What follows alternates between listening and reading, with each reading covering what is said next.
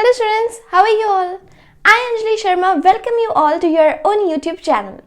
और हम लोगों ने जो अभी सीरीज स्टार्ट किया है उसमें हम लोग 30 डेज में कन्वर्ट करने वाले हैं आपके क्लास 10th केमिस्ट्री को एक बहुत ही सिंपल और आसान भाषा में सो दैट कि आप उसको जल्दी से ग्रास्प कर सको और अगर आपके एग्जाम में आपके केमिस्ट्री से कोई टफ क्वेश्चन भी आता है तभी भी आप उसको आंसर कर सको। तो मतलब यहाँ पे आप मेरे साथ सीखने वाले हैं आपके क्लास 10th केमिस्ट्री को बिल्कुल ही सिंप्लीफाइड मैनर में। आज है हम लोगों का डे 5 और पिछले 4 दिनों में हम लोग हमारा पहला chapter chemical reactions and equations cover कर चुके हैं, जिसमें डे 1 में हम लोगों ने कवर किया था केमिकल रिएक्शंस एंड इक्वेशंस में टाइप्स ऑफ केमिकल रिएक्शन से कॉम्बिनेशन एंड डीकम्पोजिशन रिएक्शन। इसी तरह से डे 2 में हम लोगों ने कवर किया displacement and double displacement reaction, day 3 में हम लोगों ने कवर किया रिडॉक्स रिएक्शन और डे 4 में हम लोग कवर कर चुके हैं करोजन एंड रैंसिडिटी। अगर आपने वो वीडियोस भी अभी तक नहीं देखी हैं तो उनके लिंक्स जो है आपको डिस्क्रिप्शन बॉक्स में मिल जाएंगे। और इसके अलावा हम लोग पहले से जितने चैप्टर्स करवा चुके हैं जो ऑलरेडी अपलोडेड वीडियोस हैं उन सभी की भी जो प्लेलिस्ट है, चाहे वो फिजिक्स से है, केमिस्ट्री से है, बायोलॉजी से है, वो सभी प्लेलिस्ट भी आपको नीचे डिस्क्रिप्शन बॉक्स में मिल जाएंगी। तो चलिए आज हम लोग स्टार्ट करते हैं हम लोगों का chapter 2 that is acids, basis and salts. ये जो चैप्टर है एसिड्स, बेसिस एंड सॉल्ट, इसका जो बिल्कुल बेस है वो तो आपको पता ही है कि हम लोग एसिड्स किसे कहते हैं और बेसिस किसे कहते हैं। एसिड्स हम लोग ऐसे सब्सटेंसेस को कहते हैं जो कि H पॉजिटिव आयंस रिलीज करते हैं, this is as per the Arrhenius theory. और बेसिस हम लोग उनको कहते हैं जो कि OH नेगेटिव आयंस रिलीज करते हैं and that is as per the Arrhenius theory as well.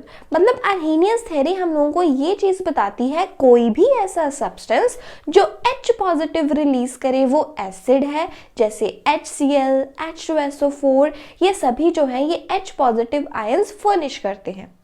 इसी तरह से ऐसा कोई भी सब्सटेंस जो OH नेगेटिव आयन फर्निश करता है, जैसे कि NaOH, ये क्या बनाएगा Na positive OH negative. In a very similar manner KOH क्या बनाएगा, ये K पॉजिटिव OH नेगेटिव। तो वो सभी सब्सटेंसेस जो OH नेगेटिव आयंस रिलीज करते हैं उन्हें हम लोग क्या कहते हैं, बेसिस। इसके अलावा जो एसिड्स होते हैं ये ब्लू लिटमस को रेड टर्न करते हैं। A फॉर एसिड, इस तरह से याद रख लो, A for acid, B for blue. तो एसिड ने क्या किया, ब्लू लिटमस को रेड कर दिया, ये इनकी प्रॉपर्टी है। और इसके एग्जैक्टली ऑपोजिट जो बेसिस होते हैं वो रेड लिटमस को ब्लू करते हैं। Acids turn blue litmus red and bases turn yes you answer it, basis turn red litmus blue. Very good. अब इसके अलावा जो एसिड्स होते हैं अगर उनके टेस्ट की हम लोग बात करते हैं, acids are sour in taste whereas bases are bitter in taste। इसके अलावा जो हमारे पास बेसिस रहते हैं उनका बड़ा ही सोपी सा टच रहता है। एसिड्स के केस में ऐसी चीज़ बहुत कम होती है, ना के बराबर ही होती है। ये तो है बहुत ही जनरल सी properties, physical properties of acids and bases, और ये चीज़ें तो हम लोगों को आमतौर पर पता ही होती हैं। जो यहाँ पे इम्पॉर्टेंट है वो है chemical properties of acids and bases. और इसी से जो बच्चे हैं बहुत ज़्यादा डरते हैं और बोलते हैं कि मैम हम लोगों को ये केमिकल रिएक्शंस जो है वो लिखने नहीं आते। तो ये चीज़ आज हम लोग डिस्कस करने वाले हैं, chemical properties of acids and basis all combined in today's video. तो हम लोगों को सपोर्ट करने के लिए सबसे पहले लाइक ज़रूर कर दीजिएगा अगर आपको वीडियो पसंद आती है। Then share with your friends as well because sharing is caring. आपको समझ में आ रहा है, आपके फ्रेंड्स को भी समझ में आएगा, तो आप सभी जो है बहुत अच्छा स्कोर कर सकते हैं। इसके अलावा अगर आपने हमारे चैनल को सब्सक्राइब नहीं किया है तो सब्सक्राइब भी कर लें सो दैट जैसे ही कोई न्यू वीडियो आती है आपको उसके अपडेट्स जो हैं वो मिलते रहे। तो चलिए अभी हम लोग स्टार्ट करते हैं हम लोग का आज का lecture. Chemical properties of acids and basis हम लोग कवर करने वाले हैं। मतलब जो बेसिस हैं, बेसिस की तो इतनी सारी केमिकल प्रॉपर्टीज आप लोगों को आपके सिलेबस में गिवन नहीं है, एसिड्स की प्रॉपर्टीज ज़्यादा गिवन है, लेकिन जहाँ पर बेसिस की प्रॉपर्टीज भी आती जाएंगी हम लोग उनको साथ साथ डिस्कस करेंगे। तो सबसे पहले हम लोग डिस्कस करते हैं रिएक्शन ऑफ एसिड्स विथ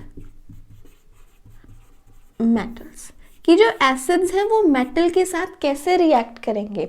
आप लोगों को ये याद रखना है, जब भी हम लोग एसिड्स का बात कर रहे हैं, एसिड्स का रिएक्शन मेटल के साथ, तो हमेशा याद रखिएगा we are talking about dilute acids. तो बेसिकली यहाँ पे जो हम लोगों के एसिड्स रहने वाले हैं, इनका नेचर क्या रहेगा, डाइल्यूट। डाइल्यूट एसिड्स वो होते हैं कि जिनमें जो वाटर का रेशियो है एसिड के कंपैरिजन में ज़्यादा होता है। सो डाइल्यूट एसिड्स की हम लोग यहाँ पे बात कर रहे हैं। और आपको क्या चीज़ याद रखनी है, एसिड कभी भी मेटल के साथ रिएक्ट करता है तो जिस भी मेटल के साथ रिएक्ट कर रहा है उसी मेटल का क्या बनने वाला है, सॉल्ट, और साथ में एक गैस इवॉल्व होती है and that is hydrogen gas.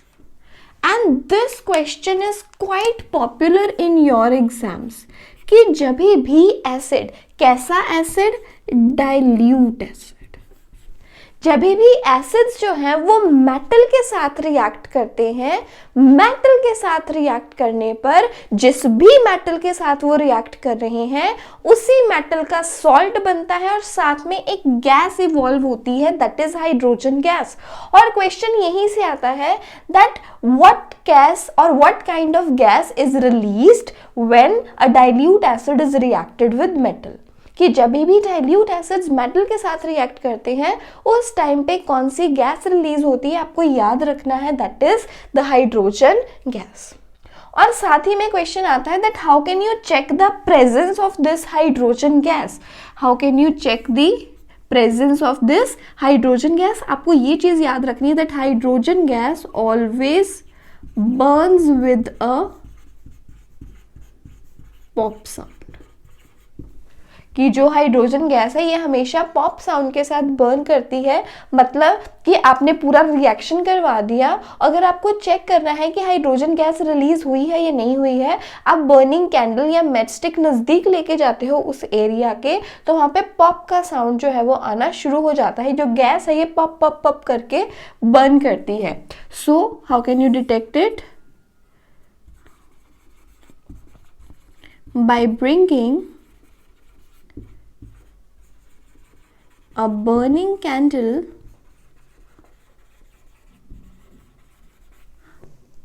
near the gas. If the pop sound arises, this means hydrogen gas is present. If the pop sound does not arise, it means that there is no hydrogen gas released.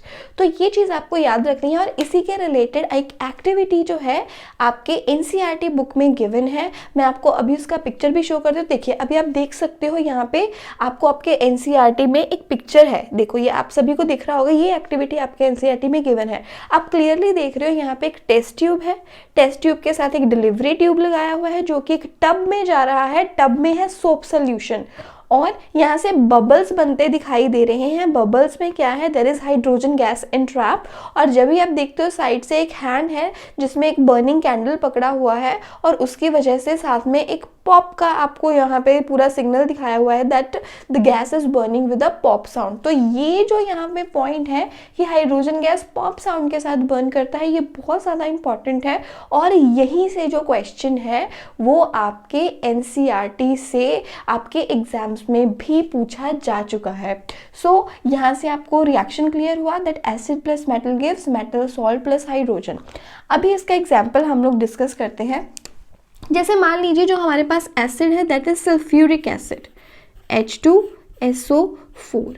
Metal हम लोग मान लेते हैं zinc. Acid हम लोगों ने क्या ले लिया, सल्फ्यूरिक एसिड, डाइल्यूट फॉर्म में ही लेना है। प्लस इसका रिएक्शन किसके साथ हो रहा है, जिंक के साथ। जिंक क्या है, एक मेटल। अभी आप देखिए क्या होगा, यहाँ से जो हाइड्रोजन गैस है, जो एसिड का जितना भी हाइड्रोजन कंटेंट है वो हाइड्रोजन गैस ही बनाएगा। तो यहाँ से H2 गैस जो है वो रिलीज हो चुकी है।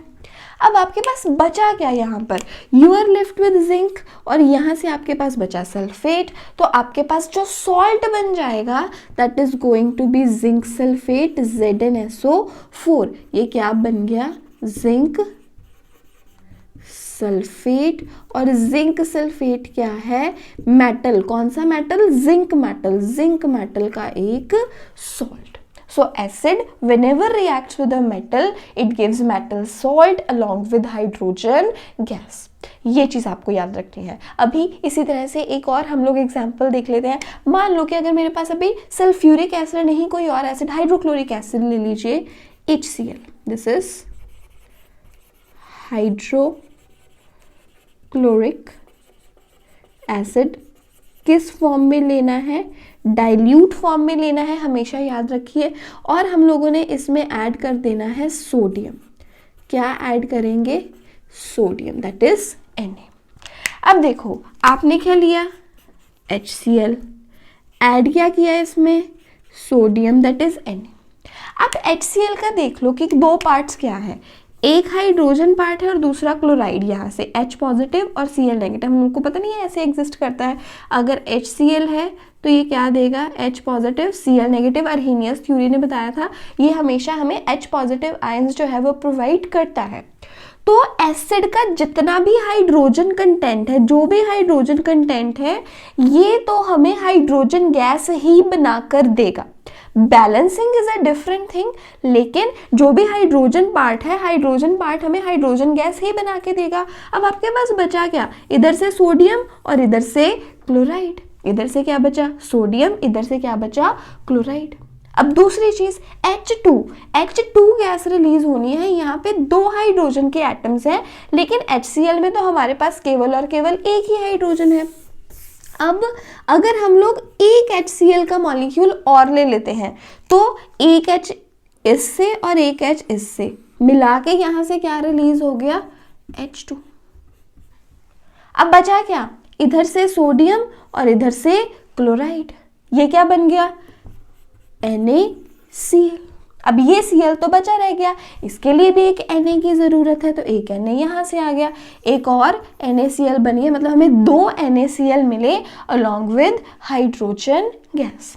तो बेसिकली आपको यही याद रखना है कि एसिड का जो भी हाइड्रोजन पार्ट है उससे तो हमें हाइड्रोजन गैस मिल बन जाएगी, और जो हमारे पास बचा इधर से जो भी मेटल है और इधर से एसिड का जो नेगेटिव पार्ट बचा, जैसे अगर हमने सल्फ्यूरिक एसिड की बात की थी H2SO4, जब इसका हाइड्रोजन चला गया तो इसके पास जो नेगेटिव पार्ट बचा था दैट वाज सल्फेट, तो जिंक का क्या बन गया, सल्फेट। अब यहाँ से हाइड्रोजन चला गया तो नेगेटिव पार्ट में क्या बचा, सिर्फ और सिर्फ क्लोराइड, तो सोडियम का कौन सा सॉल्ट बन गया, सोडियम क्लोराइड। इस तरह से जो है आप ये चीज को याद रख सकते हो।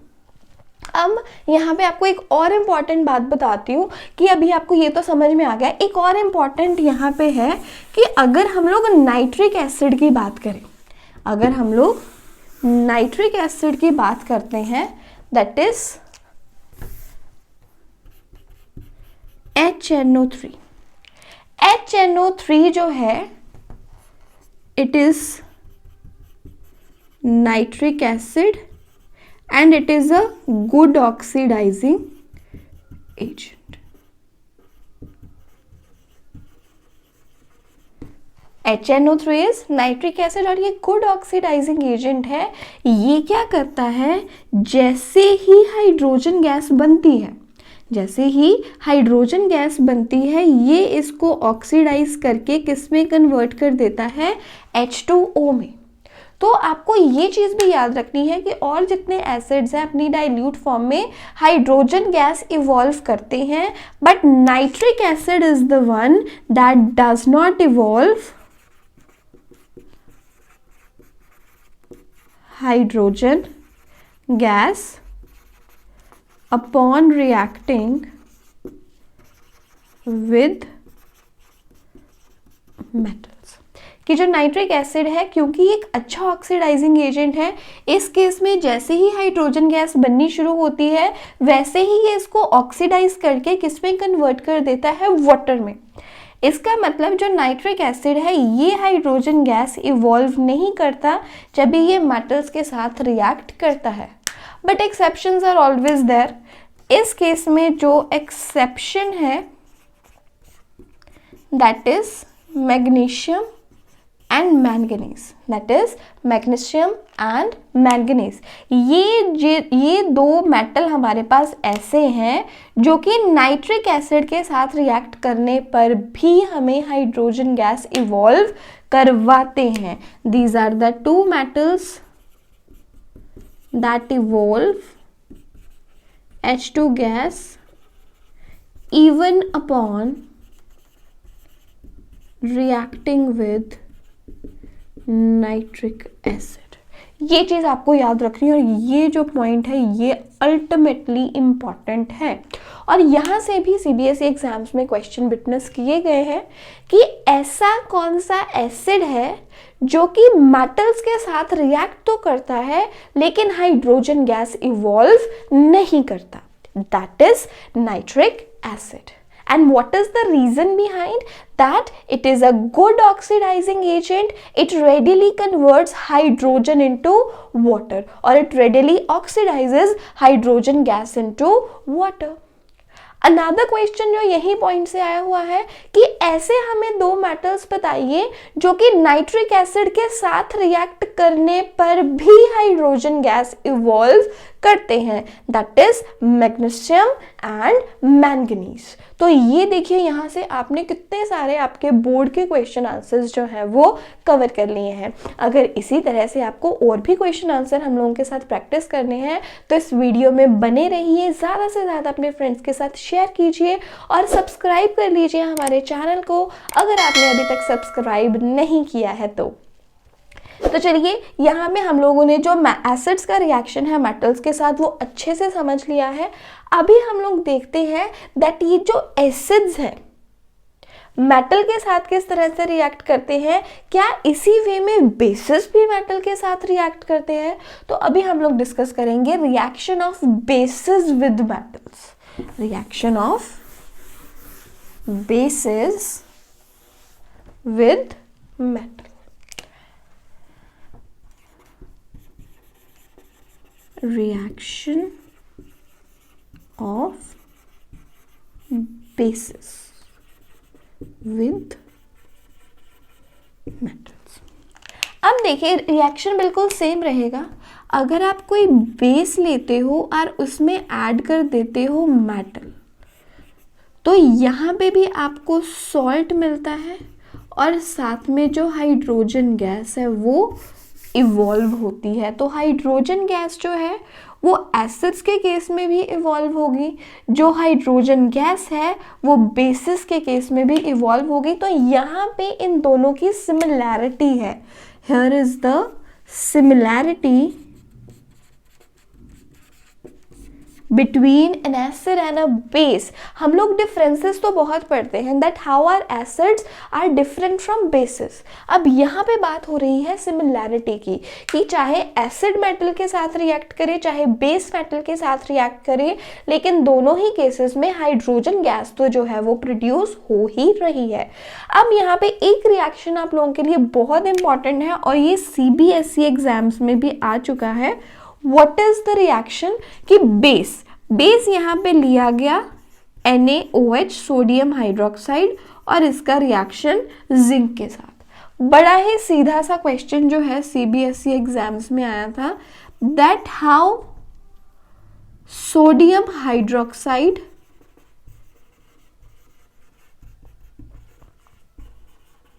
reacts with जिंक मेटल कि जो सोडियम हाइड्रोक्साइड है वो जिंक मेटल के साथ किस तरह से रिएक्ट करती है। अब देखो बेटा हाइड्रोजन गैस तो बननी ही है। हाइड्रोजन गैस H2 हमें चाहिए मतलब एक NaOH का मॉलिक्यूल जो है वो और लगेगा सो दैट कि हमारे पास दो हाइड्रोजन्स जो हैं वो अवेलेबल हो सके। तो यहाँ से हाइड्रोजन गैस तो जो है वो इवॉल्व हो गई। अभी आपके पास बचा क्या, you are left with 2 sodium atoms, 1 zinc atom and 2 oxygens. Now the question is, अब इन सबको मिलाकर हम लोग सॉल्ट का फॉर्मूला कैसे लिखेंगे। आप हमेशा याद रखना, जब भी आप कोई सॉल्ट लिखते हो आपने मोस्ट इलेक्ट्रोपॉजिटिव से इलेक्ट्रोनेगेटिव की तरफ मूव करना है। जो भी मेटल या जो भी एलिमेंट आपके पास सबसे ज़्यादा इलेक्ट्रोपॉजिटिव है आप उसे लिखेंगे। अब देखिए हम लोगों ने क्या किया है, हम लोगों के पास यहाँ पे दो तरह के मेटल्स हैं, एक सोडियम है और एक जिंक है। अब आप ऐसे देख लो, इन दोनों में से ज़्यादा हमारे पास रिएक्टिव कौन है। आप लोगों को मैंने पिछले वीडियो लेक्चर में मेटल एक्टिविटी सीरीज सिखाई थी। मेटल एक्टिविटी सीरीज को अगर हम लोग लिख के देखें तो हमारे पास क्या आएगा,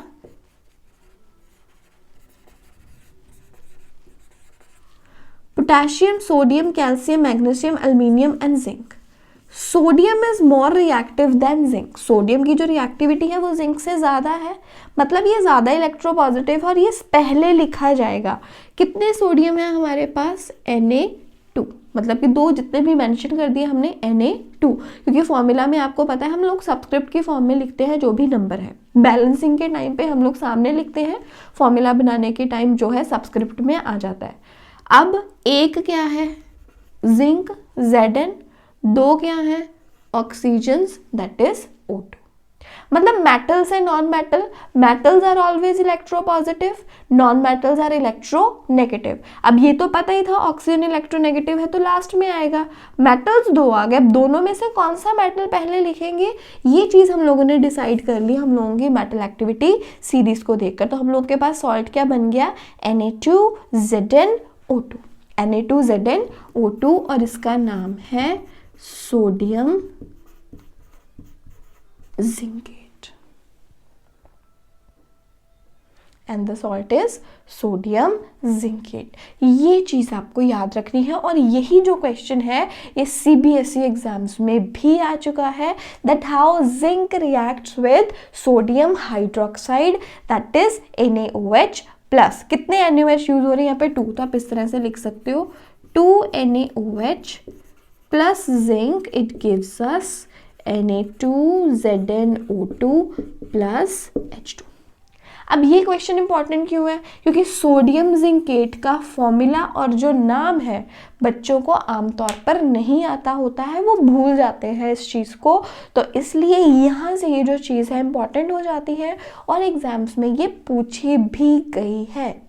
तो आई रियली होप आपको जो एसिड्स और बेसिस दोनों का रिएक्शन जो है मेटल के साथ समझ में आ गया होगा और किस तरह के क्वेश्चंस यहाँ से आते हैं वो चीज़ भी आप लोगों को समझ आ गई होगी। तो अभी जल्दी से इसे नोट कर लीजिए और अभी हम लोग फिर आगे बढ़ेंगे। So if you are done with it, चलिए आगे बढ़ते हैं। अभी हम लोग डिस्कस करते हैं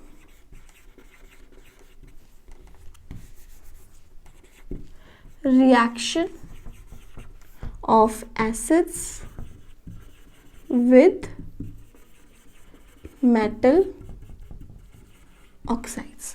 पहले हम लोगों ने देखा कि जो एसिड के साथ मेटल किस तरह से रिएक्ट करता है, अभी हम लोग देखेंगे एसिड्स का रिएक्शन मेटल ऑक्साइड के साथ कैसे रहेगा। तो आपको ये याद रखना है कि जब भी हम लोग एसिड लेंगे और इसमें ऐड करेंगे मेटल ऑक्साइड तो ये हमें क्या प्रोवाइड करेगा, ये हमें प्रोवाइड करेगा सॉल्ट।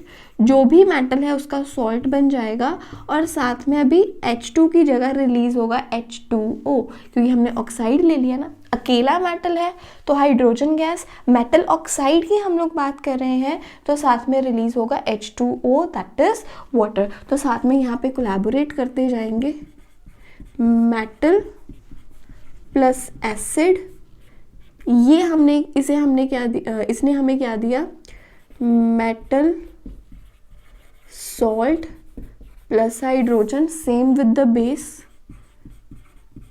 और मेटल का ऑक्साइड अगर रिएक्ट कर रहा है एसिड के साथ तो मेटल सॉल्ट के साथ साथ आपको मिल रहा है H2O। ये चीज़ आपको याद रखनी है, मेटल है तो हाइड्रोजन, मेटल ऑक्साइड है तो H2। बेसिस के जो रिएक्शन है हम लोग इस साइड पे लिख लेते हैं सो दैट कंफ्यूजन क्रिएट ना हो। और मेटल का रिएक्शन जब भी बेस के साथ हुआ था उसने हमें क्या प्रोवाइड किया, salt along with hydrogen gas. ठीक है, अभी ये 3 रिएक्शंस हम लोग ऑलरेडी कर चुके हैं। अभी इसमें देखो रिएक्शन समझ लेते हैं। एसिड हम लोगों के पास मान लो यही है HCl, और इसमें हम लोगों ने ऐड कर दिया सोडियम ऑक्साइड। ऐड क्या कर दिया, sodium oxide, that is Na2O। Formula कैसे बना, मैंने अभी आपको क्या बोला, सोडियम मेटल और उसका ऑक्साइड सोडियम ऑक्साइड।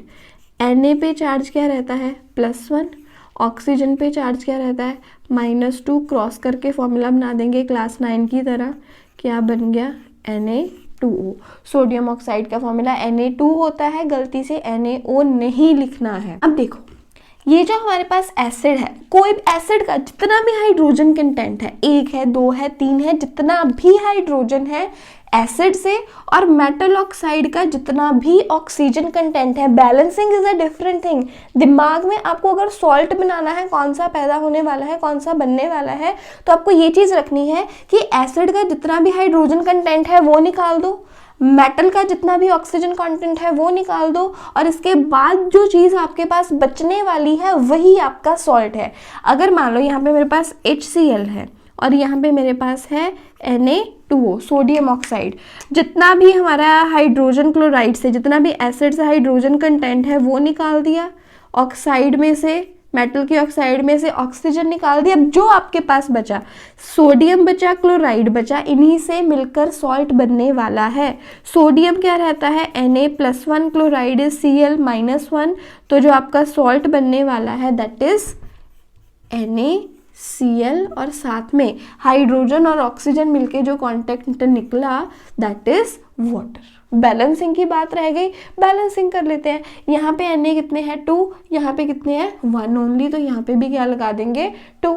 अब Na जब भी हमने 2 कर दिए तो इसके साथ लगते Cl भी कितने हो गए, 2, लेकिन यहाँ पे Cl कितने हैं, ओनली 1, तो यहाँ पे भी क्या लगा देंगे, 2। और हाइड्रोजन कितने हैं, 2, हाइड्रोजन यहाँ पे भी 2 है, ऑक्सीजन 1 है, ऑक्सीजन 1 है, इक्वेशन हो गई बैलेंस। इसको दूसरे तरीके से समझ के देखो किस तरह से हुआ, HCl, इसमें क्या ऐड किया, Na2O, 2 HCl लिए और 1 लिया Na2O।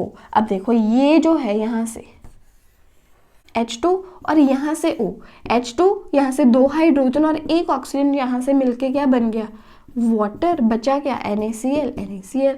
तो जो मेन सॉल्ट यहाँ पे बना है दैट इज सोडियम क्लोराइड। तो वही मैं आपको बहुत ही इजी वे में बता रही हूँ। अगर आपको रिएक्शन याद रखनी है, कभी भी आपके पास मेटल का ऑक्साइड है और उसका रिएक्शन आप एसिड के साथ लिख रहे हो, तो आपको एसिड में से जितना भी हाइड्रोजन कंटेंट है वो निकाल देना है, ऑक्साइड यहाँ से निकाल देना है, मिलाकर ये वाटर बना देंगे, और जो भी आपके पास बचता है वो क्या रह जाता है, सॉल्ट। तो इस तरह से आप इस रिएक्शन को याद रख सकते हो। अब नेक्स्ट है हम लोगों के पास एसिड्स का reaction with that of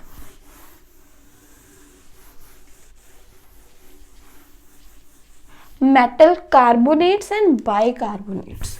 Reaction of acids with metal carbonates and bicarbonates. अब यहाँ पे ये चीज समझो, कार्बोनेट, कार्बोनेट क्या रहता है हमारे पास, carbonate is CO3 2 negative ion and bicarbonate is HCO3 1 negative ion. तो ये चीज आपको याद रखनी है, कार्बोनेट क्या है, CO3 2 नेगेटिव आयन, बाइकार्बोनेट क्या है, HCO3 नेगेटिव आयन। अब ये रिएक्शन किस तरह से देते हैं, रिएक्शन के केस में देखो क्या होता है हम लोगों के पास कि कभी भी हमारे पास एसिड है, जब भी ये रिएक्ट करता है with that of metal carbonate या फिर बाइकार्बोनेट, कुछ भी हो, ये सॉल्ट बनाएगा। ये क्या बनाएगा, मेटल का सॉल्ट। साथ में 2 चीजें पक्का बननी है, कार्बन डाइऑक्साइड गैस रिलीज होगी ही होगी, वाटर बनेगा ही बनेगा। ये चीज आपको याद रखनी है। कभी भी एसिड रिएक्ट कर रहा है मेटल कार्बोनेट या बाइकार्बोनेट के साथ, सॉल्ट बनना है, कार्बन डाइऑक्साइड गैस पक्का रिलीज होगी और वाटर जो है वो पक्का ही बनेगा।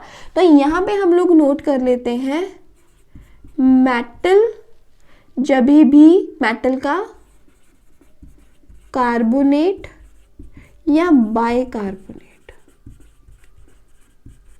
रिएक्ट करता है एसिड के साथ, सॉल्ट बनना ही था, CO2 पक्का बनेगी और H2O पक्का बनेगा। ये चीज आपको हमेशा याद रखनी है। मेटल कार्बोनेट या बाइकार्बोनेट हमारे लिए सॉल्ट के साथ साथ कार्बन डाइऑक्साइड एंड वाटर का फॉर्मेशन पक्का ही करेंगे। तो अभी इसका एग्जांपल देखते हैं। एसिड आप कोई भी ले लो, H2SO4 ले लीजिए, H2SO4।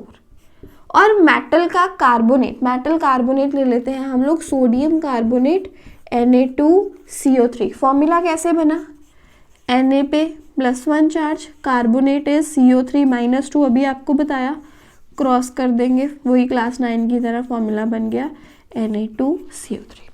अब आपको अगेन यहाँ पे क्या याद रखना है, जितना भी कार्बोनेट कंटेंट है, मतलब कि जो मेटल का कार्बोनेट लिया उसमें से जितना भी कार्बोनेट कंटेंट है और इधर एसिड से जितना भी हाइड्रोजन कंटेंट है, मेटल से कार्बोनेट वाला पार्ट और एसिड से हाइड्रोजन वाला पार्ट, ये तो इन दोनों ने तो पक्का ही मिलके आपके लिए क्या बनाना है, CO2 एंड H2। इनको मिलाकर क्या बन जाता है, CO2 और H2। अब आपके पास बचा क्या, इधर से सोडियम बचा, इधर से सल्फेट बचा, तो सॉल्ट आपके पास क्या बन जाएगा, सोडियम सल्फेट। तो सॉल्ट क्या बन गया आपके पास, सोडियम सल्फेट। सोडियम सल्फेट बन गया, फॉर्मूला इज Na2। तो वही है, आपके पास क्या है, एसिड रिएक्ट किया ये मेटल के कार्बोनेट के साथ, you have got the salt, साथ में कार्बन डाइऑक्साइड गैस रिलीज हुई और साथ में बना वाटर। ये रिएक्शन बहुत ज़्यादा इंपॉर्टेंट है। अब यहाँ पे इसकी इंपॉर्टेंस क्या है, इम्पॉर्टेंस इज लाइक कि अगर हम लोग यहाँ पे, जैसे हम लोगों ने बताया था कि जो हाइड्रोजन गैस है it Burns with a pop sound, मतलब हाइड्रोजन गैस को डिटेक्ट करने का, पहचानने का एक तरीका रहता है कि बर्निंग कैंडल उसके नज़दीक लेके जाओ और वो पॉप साउंड के साथ बर्न करना शुरू हो जाएगी। इसी तरह से कार्बन डाइऑक्साइड को पहचानने का क्या तरीका है, ये यहाँ पे इंपॉर्टेंट है और यहीं से क्वेश्चन आते हैं। हम सभी ने हमारी छोटी क्लासेस में ये तो पढ़ा हुआ है that carbon dioxide turns lime water milky। ये चीज तो हम लोग हमारी छोटी क्लासेस से हमेशा पढ़ते आ रहे हैं दैट जो कार्बन डाइऑक्साइड गैस है ये लाइम वाटर को मिल्की कर देती है। अब आप हो गए हो क्लास 10th में और यहाँ से जो इम्पोर्टेंट क्वेश्चन CBSE एग्जाम्स में आ चुका है that is why carbon dioxide. अब उन्होंने वाई लगा दिया, that why carbon dioxide turns lime water milky, कि जो कार्बन डाइऑक्साइड गैस है वो लाइम वाटर को मिल्की करती ही क्यों है, ये बताओ पहले। Now what is the case, lime water, सबसे पहले यहाँ पे बात हो रही है लाइम वाटर की। लाइम वाटर क्या है, this is CaOH whole twice. Calcium hydroxide का ये जो हमारे पास पूरा एक्वा सोल्यूशन बन रहा है, this is lime water aqua solution. और जब भी हम लोग कैल्शियम ऑक्साइड CaO में वाटर ऐड कर देते हैं, एक और इम्पॉर्टेंट रिएक्शन आ गया आप लोगों के लिए, वैसे ही नॉलेज के लिए याद रख लीजिए, कैल्शियम ऑक्साइड में जब भी हम लोग वाटर ऐड करते हैं तो हम लोगों के पास बनता है कैल्शियम हाइड्रोक्साइड। अब ये जो हमारे पास एक्वस सोल्यूशन बन गया है कैल्शियम ऑक्साइड का, ये क्या है, कैल्शियम ऑक्साइड का एक्वस सोल्यूशन जब भी हम लोगों ने बनाया तो रिजल्ट में हमें क्या मिला, calcium hydroxide which is basically lime water. So lime water के साथ किसने रिएक्शन देना है, CO2 ने।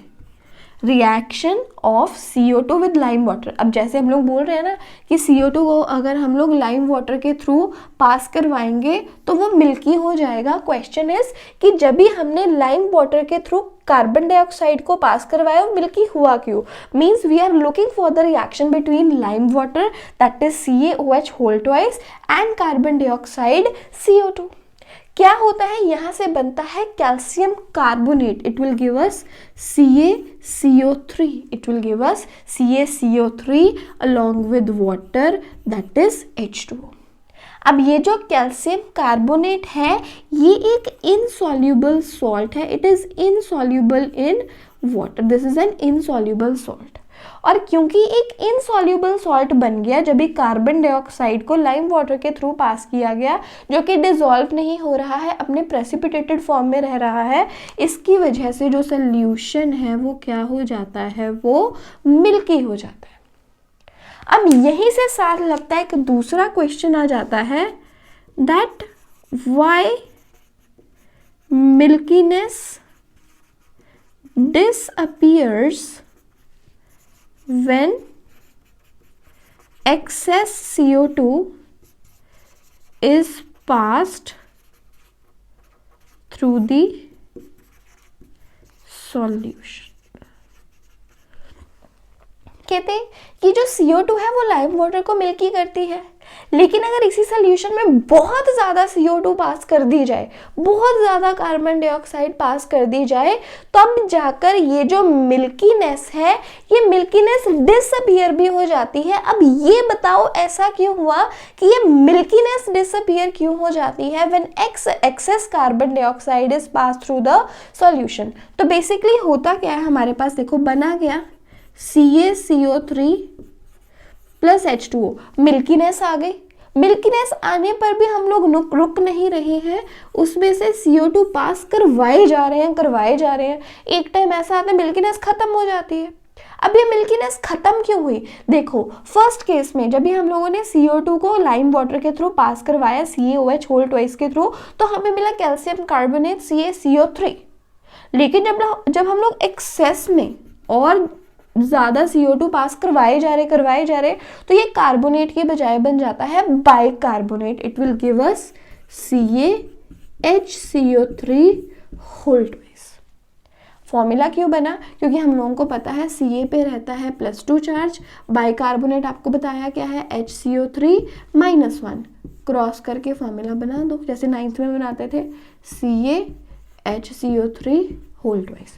और ये जो हम लोगों के पास कैल्शियम बाइकार्बोनेट बना है, this is a soluble salt, it is soluble in water. अब कहते मैं तो सॉल्यूबल हूँ, तुम लोग नहीं मान रहे मिल्कीनेस से, तो मैं क्या करूँ? अभी तो सॉल्यूबल है। सॉल्यूबल होने के कारण जो मिल्कीनेस है, मिल्कीनेस डिसअपीयर्स, मिल्कीनेस जो है वो डिसअपीयर हो जाती है। और ये एक बहुत इंपॉर्टेंट क्वेश्चन है जो टीचर्स पूछ लेते हैं एग्जाम्स में, तो इसे भी हमेशा याद रखिएगा कि लाइम वाटर के थ्रू कार्बन डाइऑक्साइड पास करवाएंगे तो मिल्कीनेस क्यों आएगी?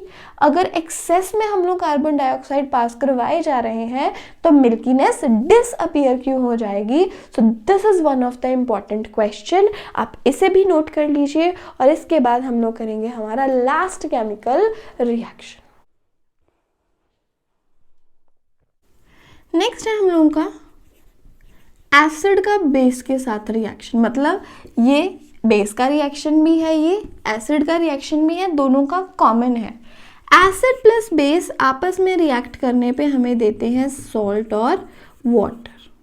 Acid plus base upon reacting with one another क्या प्रोवाइड करते हैं हमें? Salt and water. न्यूट्रलाइजेशन हो जाती है, एसिड बेस का इफेक्ट खत्म हो जाता है, इसीलिए इस रिएक्शन को भी कहा जाता है न्यूट्रलाइजेशन रिएक्शन। इसे क्या कहते हैं? Neutralisation reaction. And this is very important. और ये सेम चीज़ जो है हम लोगों ने हमारे चैप्टर 1 में भी पढ़ी है, जब भी हम लोगों ने डबल डिस्प्लेसमेंट रिएक्शन की टाइप डिस्कस की थी, दैट न्यूट्रलाइजेशन रिएक्शन। ठीक है, neutralisation reaction is a kind of double displacement reaction. और इसमें क्या हो रहा है? एसिड बेस के साथ रिएक्ट करने पर हमें क्या प्रोवाइड करता है? Salt and water. Acid, if I से HCl, बेस NaOH, एसिड से हाइड्रोजन, बेस से हाइड्रोक्साइड, इधर से H और इधर से OH, इन्होंने मिलके क्या बना दिया, वाटर। जो बचा इधर से Na और इधर से Cl, ये हम लोगों का क्या बन गया, सॉल्ट। तो इस तरह से एसिड्स और बेसिस जो है आपस में रिएक्ट करते हैं सॉल्ट और वाटर बनाने के लिए। और क्वेश्चन में यही आ जाता है, what is neutralization reaction, explain by giving example. आपको बताना है न्यूट्रलाइजेशन रिएक्शन क्या है और इसे एक एग्जांपल देकर आपको एक्सप्लेन भी करना है। अब ये था आप लोगों को, देखिए एक वीडियो में मैंने आपके लिए कितने सारे आपको जो केमिकल रिएक्शंस है समझा दिए हैं। एसिड्स के, बेसिस के सभी रिएक्शन जो है हमने सिर्फ और सिर्फ 40 मिनट में एक वीडियो लेक्चर में कवर कर लिए हैं। साथ ही हम लोगों ने देखिए कितने सारे इंपॉर्टेंट क्वेश्चंस भी डिस्कस किए हैं। लेकिन अभी भी मेरे पास एक चीज़ जो है आपके लिए बाकी है, एक इम्पॉर्टेंट क्वेश्चन अभी भी मेरे पास बाकी है जो कि एग्जाम्स में पूछा जाता है। लेकिन वो क्वेश्चन जो है मैं आप लोगों के साथ शेयर करूंगी शॉर्ट्स वीडियो में। तो ज़रूर हमारा चैनल जो है आप सब्सक्राइब कर लीजिए, क्योंकि शॉर्ट्स वीडियोस में भी मैं आपको कभी कभी बहुत ही ज़्यादा इंपॉर्टेंट क्वेश्चंस जो है वो बताती रहूँगी। अगर आपको वो क्वेश्चंस भी मिस नहीं करने हैं, हमारे चैनल को सब्सक्राइब कर लीजिए, बेल आइकन को प्रेस कर दीजिए, सो दैट जैसे ही नया शॉर्ट वीडियो आएगा, मैं नया क्वेश्चन बता रही हूँ जो कि एग्जाम्स में बहुत ज़्यादा आता है, आप लोग उस चीज़ को बिल्कुल भी मिस ना करें। और अगर आपके कोई भी सजेशंस हैं या और कोई टॉपिक जो है आप बताना चाहते हो, आप हमारे साथ कनेक्ट करना चाहते हो, तो कमेंट सेक्शन में आइए। कमेंट सेक्शन में आप हम लोगों को बता सकते हैं कि आप हमसे क्या चाहते हैं, हम कैसी वीडियो आपके लिए और लेकर आए, किस टॉपिक पर लेकर आए, वो सभी चीज़ें आप लोग हमारे साथ कमेंट सेक्शन में शेयर कर सकते हैं। और अभी हम लोग मिलेंगे हमारे अगले वीडियो में। आज के लिए बस इतना ही। आप इसे अच्छे से रिवाइज करते रहिए, पढ़ते रहिए, आगे बढ़ते रहिए और इसी तरह से हमारा अपने पेरेंट्स का जो नाम है वो भी रोशन करते रहिए।